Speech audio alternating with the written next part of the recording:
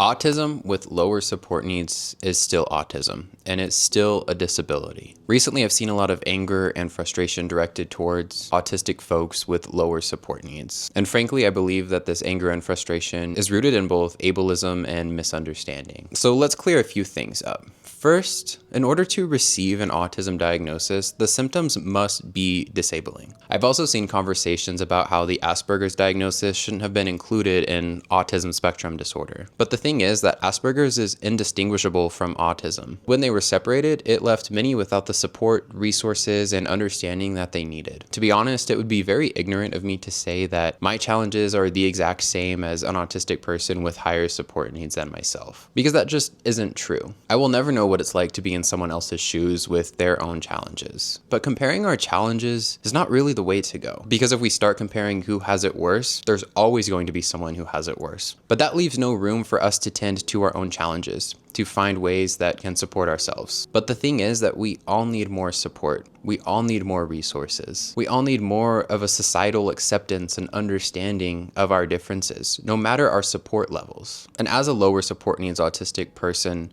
I still struggle, but most of my struggles aren't really visible from the outside. My support needs fluctuate. There are days where I can't do many things on my own, where my executive functioning is just not working in the way that it should. And there's honestly a lot that I don't show on social media. I don't film my shutdowns or my meltdowns. I don't record myself on the days where I can't function because it's not even accessible to me. It's the last thing I think of doing. And a lot of these things I'm not comfortable sharing. They're just too vulnerable. And one thing that I've heard from some parents of children with higher support needs is that they feel like they're being ignored or that they're being dismissed because of lower support needs autistic people. But the thing is, we are dismissed too. I know exactly what it feels like to be gaslit in my experience. I know what it feels like for people to tell me that, oh, it's not that big of a deal. It's very common for us to be dismissed as autistic people. I feel like if anything, lower support needs autistic people who are able to maybe articulate their experience or share about their autism